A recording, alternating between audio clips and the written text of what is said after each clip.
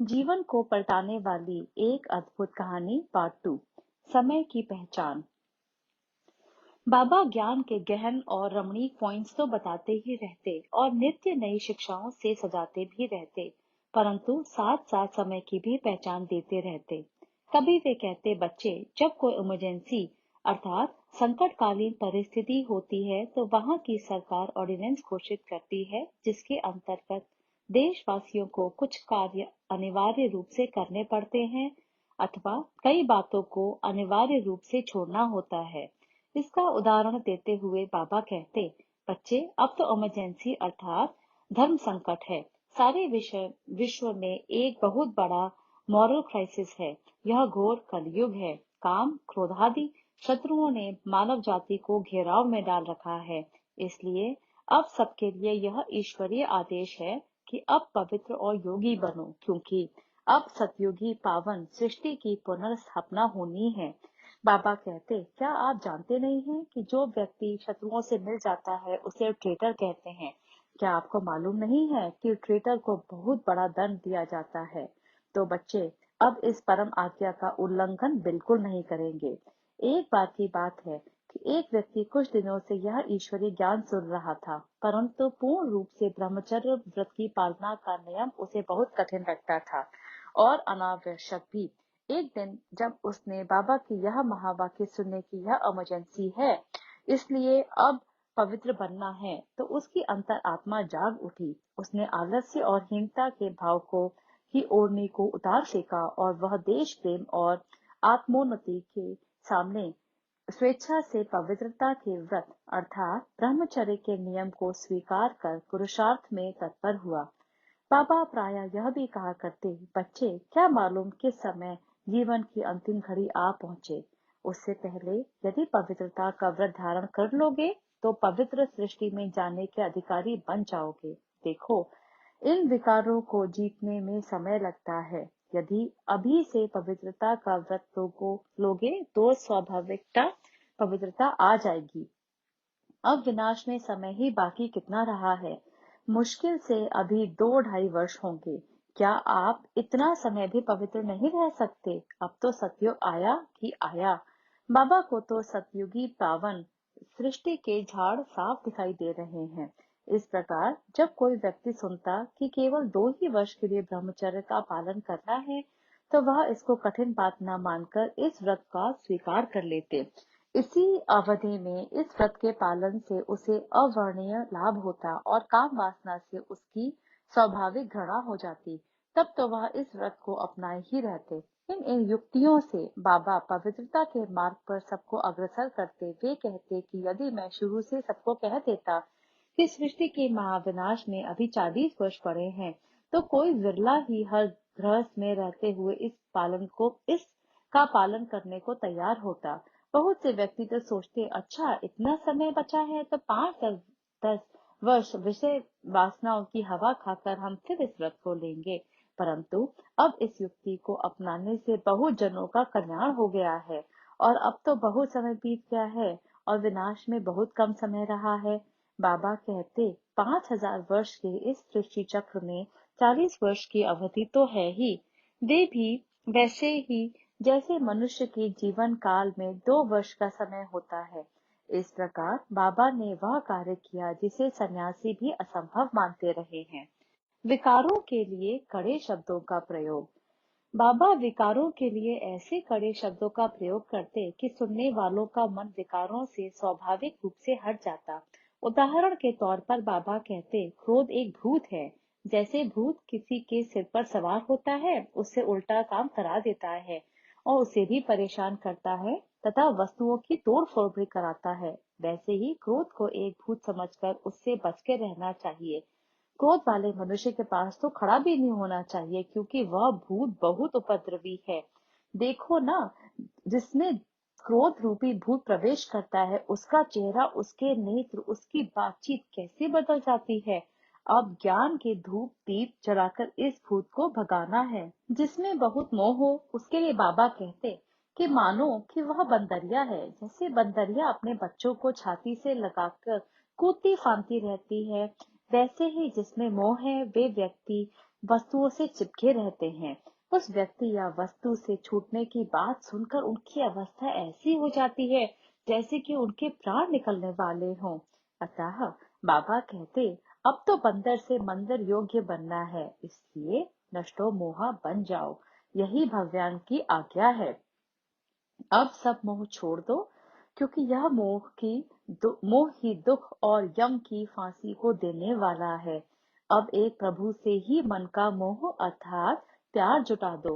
बाबा कहते कि जो स्त्री काम वासना रूपी विष को लिए रहती है वह पूतना अर्थात शूर्पणखा है। जो पुरुष काम वासना के वशीभूत हैं वह रावण अथवा दुशासन है। अब आप ही सोचिए कि ऐसे कड़े अक्षर सुनकर कौन रावण, दुशासन अथवा पूतना बनना चाहेगा। बाबा कहते, अहंकार करने वाला मनुष्य एक दिन ऐसा गिरेगा कि उसकी हड्डी, उसका घुटना ऐसा टूटेगा कि फिर उसका खड़ा होना मुश्किल हो जाए। अतः बाबा कहते, बच्चे निरहंकारी बनो, वरना मंजिल पर पहुंच नहीं सकोगे। कई बार तो बाबा ऐसा भी कहते कि वासना भोग तो ऐसा है जैसे एक दूसरे को विष पिलाना, मूत्र पिलाना, अर्थात एक दूसरे पर क्रिमिनल असॉल्ट करना। ऐसे शब्द सुनने के मन में यदि पूर्व संस्कारों के वश वासना का संकल्प उठता भी तो वह उसे अत्यंत घृणित काम मानकर तुरंत ही उस अशुद्ध संकल्प से मुक्त हो जाता। जब बाबा साफ ही कह रहे हैं कि वासना भोग एक दूसरे को नरक में धकेलने के तुल्य, सर्प या सर्पिणी के डसने के तुल्य, परस्पर अपकार करने के तुल्य या एक दूसरे का मुंह काला करने के तुल्य है तथा सिर पर कूड़ा उठाने से भी निकृष्ट कार्य है, तो बताइए कि कौन ऐसा कार्य करने को तैयार होगा। इसी प्रकार चुगली करने वाले तथा दूसरों को भड़काने का काम करने वाले व्यक्ति को बाबा मंत्रा का नाम देने वाले और दूसरों की निंदा करने वाले को कौवे की उपाधि प्रदान करते। सोचिए कि कौन इन उपाधियों को लेने के लिए तैयार हो सकता है। सभी लोग इन बुराइयों को छोड़ने का ही यत्न करते। इसके विपरीत जो युवावस्था में युगल जीवन व्यतीत करते हुए ब्रह्मचर्य का पालन करता, बाबा कहते कि यह महावीर हैं। इसके आगे एक दिन सन्यासी भी सिर झुकाएंगे। जो कन्याएं माताएं क्रोध को छोड़ देती हैं, बाबा कहते कि यह शीतला है। जो मीठा बोलने वाला तथा ज्ञान का आलाप करने वाला होता, बाबा कहते यह गॉडली नाइट एंजल है। इसी प्रकार किसी को बाबा नष्टो मोह, किसी को निरहंकारी, इन संबंधों से याद करते हुए बुराई को छोड़ने तथा अच्छाई को अपनाने के पुरुषार्थ में लगाए रखते। ज्ञान के कायदे समझना और धर्मराजपुरी की सजाएं बताना। बाबा उच्च दैवी मर्यादा में रहने और आसुरी मर्यादा को छोड़ने की भी सीख देते। ज्ञान युक्त कायदे में ही फायदा है। कायदे को छोड़ने से कार्य बिगड़ जाता है। कायदे पर ही यह सृष्टि कायम है। इसलिए ईश्वरीय नियमों को कभी न छोड़ना, कभी न तोड़ना। बाबा कहते कि कानून को कभी हाथ में मत लेना। Don't take law in your hands. यदि किसी से आपका स्वभाव नहीं मिलता अथवा संस्कार टकराते हैं अथवा किसी के बारे में आपको कोई शिकायत है, तो उसके विरुद्ध आप ही कोई कार्यवाही करने ना लग जाओ। उस पर हाथ उठाना अथवा अन्य किसी प्रकार से उसे दंड देने का यत्न करना गोया कानून को अपने हाथ में लेना है। कानून को अपने हाथ में लेने वाला अपराधी माना जाता है। लौकिक सरकार का भी यही नियम है कि यदि किसी को किसी अन्य से शिकायत है तो वह न्यायालय में दावा कर सकता है। जज ही उसकी सुनवाई करके अपराधी को उचित दंड दे सकता है। जिसको शिकायत है, यदि वह अपराधी को मारता पीटता है तो न्याय की दृष्टि से यह स्वयं भी अपराधी ही ठहरता है। बाबा कहते, आप अब सब तो स्वयं ही किसी न किसी विकार के वशीभूत अवगुणों से भरपूर अर्थात अपराधी हैं। अतः अपनी शिकायत पर आप खुद ही जज बनकर या जेलर बनकर कुछ भी करने के अधिकारी नहीं हैं। यदि किसी का कोई अवगुण अथवा दोष आपको दुख देता है तो आप इधर उधर किसी को न बताकर, वातावरण को दूषित न करके एक बाबा ही द्वारा शिव बाबा को बताओ तो शिव बाबा उसे स्वयं ही सावधानी देंगे। इसी प्रकार एक दूसरा कायदा बताते हुए बाबा कहते, बच्चे, आप अपने निजी प्रयोग के लिए किसी से कोई चीज मत लेना। यदि कोई व्यक्ति कुछ भी चीज देना चाहता तो उसे कहो कि वह निजी प्रयोग के लिए देने का संकल्प ना करे। शिव बाबा को सामने रखकर उसे ईश्वरीय यज्ञ में दे दे। फिर यज्ञ में व्यवस्था करने के लिए जो निमित्त हैं, वे जिसके लिए जो चीज आवश्यक समझेंगे उसे वह चीज दे देंगे। बाबा कहते कि यदि आप किसी से निजी प्रयोग के लिए कोई चीज लेंगे तो प्रयोग करते समय उस देहधारी की याद आएगी। गोया कल्याणकारी शिव बाबा की याद भूल जाएगी।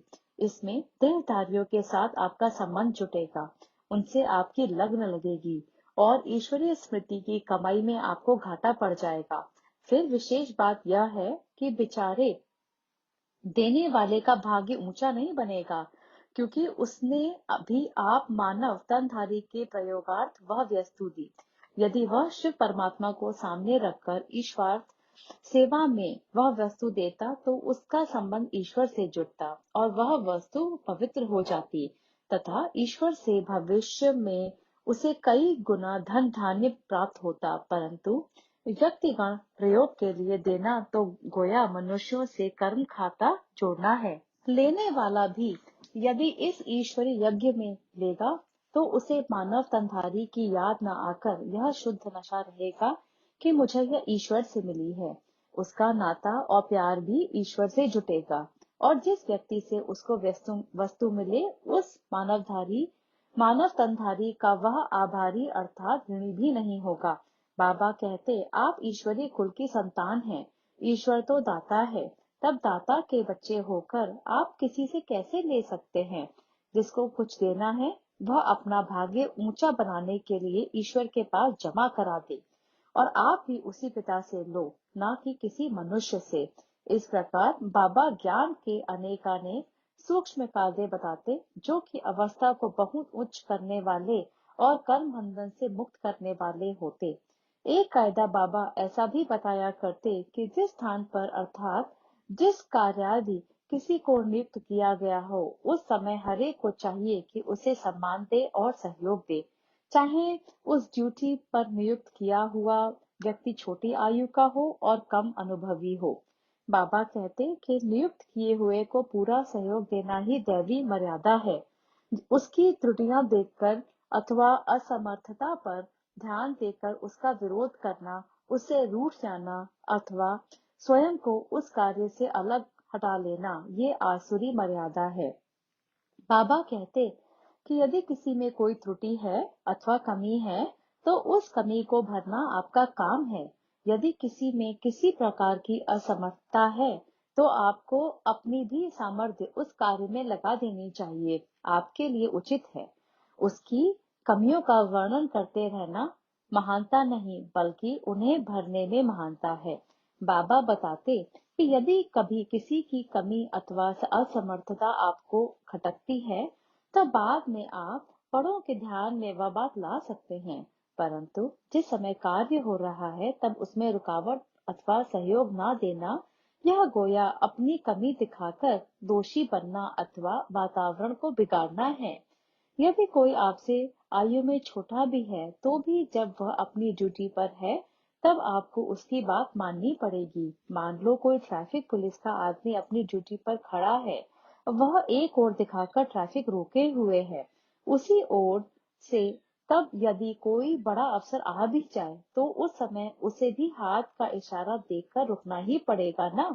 इसी प्रकार इस ईश्वरीय कार्य में जिस कार्य पर जो नियुक्त है उस समय उसे ये सम्मान और स्नेह देना सबका धर्म है। इस प्रकार बाबा ऐसे ऐसे दैवी कार्य बताते जिससे अवस्था भी ऊंची उठे, सबका भाग्य भी ऊंचा उठे और सब कार्य सुगमता से भी होता चले। कायदों के साथ साथ बाबा कर्म विधान का भी पूरा स्पष्टीकरण करते। उदाहरण के तौर पर वह कहते, सतयुगी स्वर्गिक सृष्टि में भी नौकर चाकर दास दासियां चंडाल आदि आदि होते ही हैं। जो व्यक्ति वर्तमान पुरुषोत्तम संगम युग में माया के वशीभूत होकर कुछ ना कुछ भूल पड़ सकते हैं, पर बैठते हैं, पवित्रता के नियम को छोड़कर फिर आसुरी स्वभाव के बन जाते हैं, पहले निश्चय करके फिर संयमता हो जाते हैं, अथवा इस ईश्वरीय यज्ञ के कायदे कानूनों को तोड़ते हैं, वे लोग इन छोटे पदों को प्राप्त होते हैं। किस किस भूल से हमारी ईश्वरीय कमाई में कितना घाटा होता है और उसके परिणाम स्वरूप हमें कौन सा छोटा पद मिलता है, आदि आदि। बाबा इन सभी नियमों को स्पष्ट करते। स्वर्ग के दैवी स्वराज्य के पद को कौन प्राप्त करता है, किस उच्च पुरुषार्थ को करने से चक्रवर्ती राजा रानी के निकट संबंध में कौन जन्म लेता है, अत्यंत धनवान प्रजा के घर में किसका जन्म होता है, 108 की माला का मड़का बनने या अष्ट देवताओं में आने के लिए क्या पुरुषार्थ करना जरूरी है। इन सभी बातों का बाबा स्पष्टीकरण करते रहते कि जिससे उच्च पुरुषार्थ करने की प्रेरणा नित्य निरंतर मिलती रहती। साथ साथ बाबा ये भी कहते, अब तो आपको शिव बाबा पिता, शिक्षक और सदगुरु के रूप में शिक्षा और सावधानी दे रहे हैं, अतः अब तो कदम कदम पर राय ले सकते हो। अब यदि कोई भूल, कोई अकर्तव्य अथवा विकर्म हो जाए तो उसे बता देने से उसका दंड आधा हो जाएगा, परंतु यदि उसे छिपाते रहेंगे तो शिक्षा और सावधानी भी नहीं मिल सकेगी और वो भूल बढ़ती ही जाएगी और भविष्य में शिव बाबा फिर धर्मराज के रूप में उसका 100 गुना दंड देंगे। देखो, धर्मराज बाप के बच्चे बनकर अब अधर्म का काम न करना। धर्म भ्रष्ट होने वाला सतयुगी सृष्टि में ऊंचा पद नहीं पा सकेगा और पद भ्रष्ट होने के साथ साथ दंड का भी भागी बनेगा। आप तो कमाई करने के लिए आए हैं, कमाई के बदले सिर पर और ही बोझ न चढ़ाना, यह समझदारों का काम नहीं है।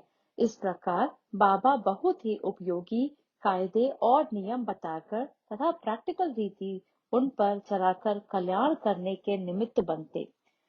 स्वयं मेहनत करके दिखाया।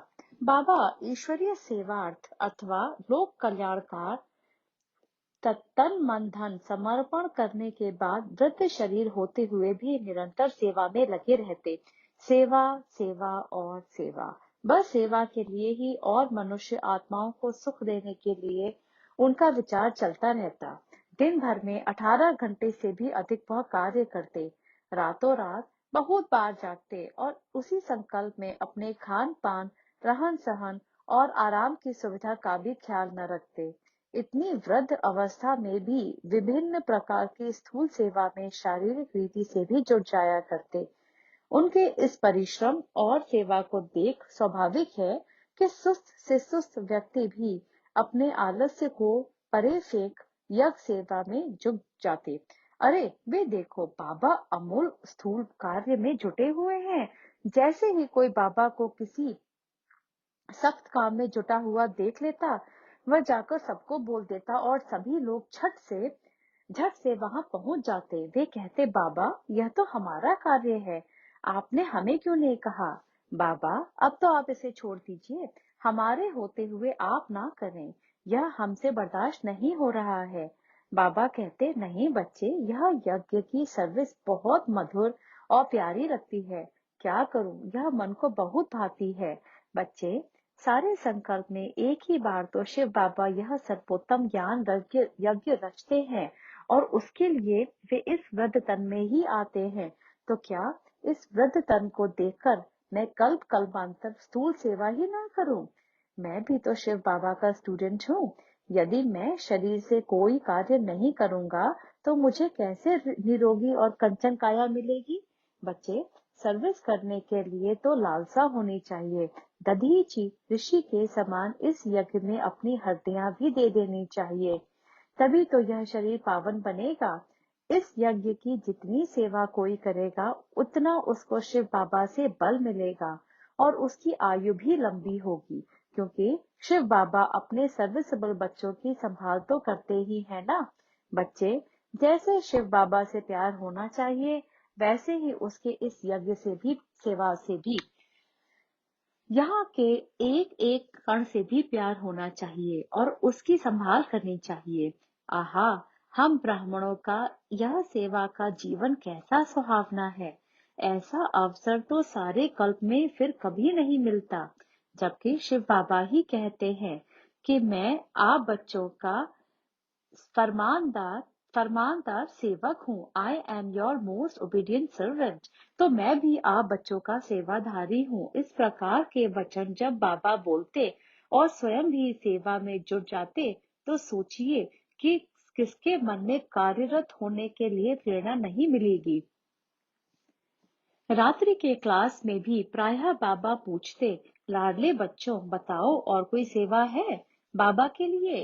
ये बाप भला ही ऊंचे ऊंचा बनाने वाला है, परंतु फिर भी बच्चों का गुलाम है। ओहो, जब ऐसे शब्द बाबा बोलते तो बताइए मनुष्य के मन को कैसा लगता। सारी सृष्टि का बाप यदि सेवार्थ स्वयं को गुलाम माने तो इन मनुष्यों की क्या हैसियत। बाबा के ऐसे शब्द सुनकर मनुष्य के मन में लोक कल्याणार्थ सेवा के लिए एक अदम्य जोश उठता और मन कहता कि अगर बाबा आज्ञा दें तो अभी पहाड़ भी हिला दिया जाए। बाबा यहाँ तक भी कह दिया करते, जो शिव बाबा की सेवा के कार्य में मना करता है वो नास्तिक है। देखिए तो नास्तिक शब्द की यह नई परिभाषा यह कैसा स्पष्ट कर रही है कि बाबा ईश्वरीय सेवा को कितना महत्व देते। बाबा ने हम बच्चों को यह नारा दिया कि ईश्वरीय सेवा करना ही सौभाग्य बनाना है। इस प्रकार बाबा को मन, वचन एवं कर्म से सेवा में लगा हुआ देखकर सबका सेवा में जुट जाना स्वाभाविक था। खुशी में लाना और हल्का करना। बाबा सदा खुशी में रहते और सदा ऐसी ही बातें सुनाते कि कोई मनुष्य कितना भी अशांत ना हो, चाहे कितनी भी उलझनों में हो। बाबा की मधुर मुस्कान को देखते ही उसकी उदासी और चिंता भाग जाती, खुशी का पारा चढ़ जाता। किसी ने भी आज तक बाबा के चेहरे पर चिंता या उदासी की रेखा नहीं देखी। अतः बाबा के आस पास वातावरण में सदा खुशी की लहरें अर्थात सदा की खुशी की खुशबू फैली रहती। उस पवित्र खुशी के वातावरण में माया की बातें तथा सांसारिक उलझने भूल जाना मनुष्य के लिए स्वाभाविक ही है।